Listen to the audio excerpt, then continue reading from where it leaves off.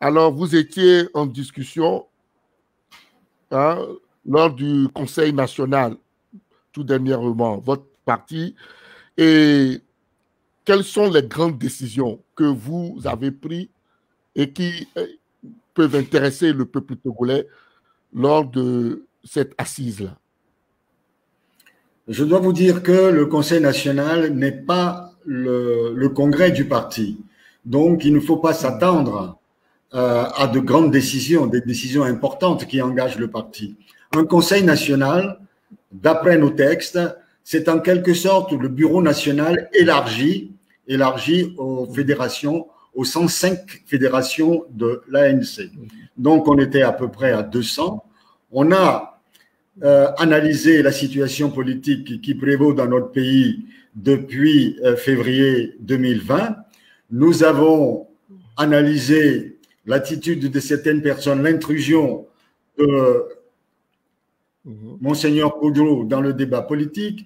Nous avons analysé le fonctionnement de nos fédérations et le Bureau national a été chargé de mettre en œuvre certaines choses pour que le parti reprenne vigueur sur le terrain, à savoir une remobilisation des populations le plus rapidement possible. Je saisis l'occasion pour vous dire que très rapidement, le président national va aller sur le terrain à la rencontre des populations.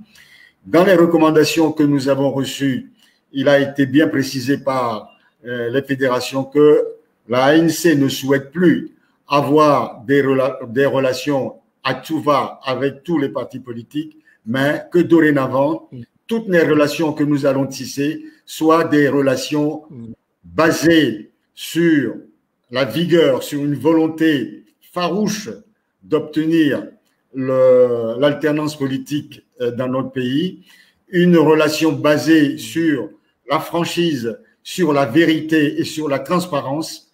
Voilà les recommandations essentielles que les fédérations ont prodiguées au Bureau national. Il appartient maintenant au Bureau national de se mettre au travail pour essayer de traduire ces recommandations dans les faits.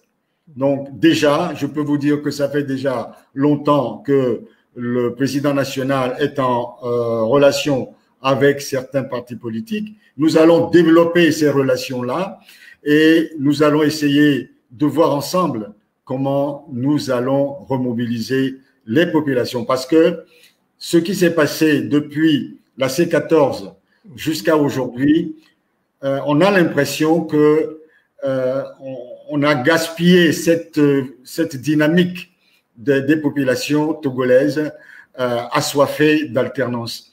Quand on écoute M. Ouroudjikba qui dit que plus de 9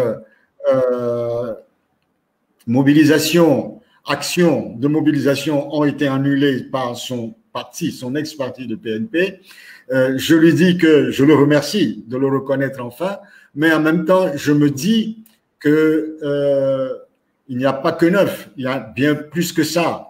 Et ça aussi, on a regretté que lors des discussions avec la CEDEAO, au lieu de garder nos armes sous la main, c'est-à-dire la mobilisation, la maintenir, certaines personnes ont tout fait pour tuer cette mobilisation au profit d'une hypothétique aide de la CEDEAO pour que l'on puisse avancer.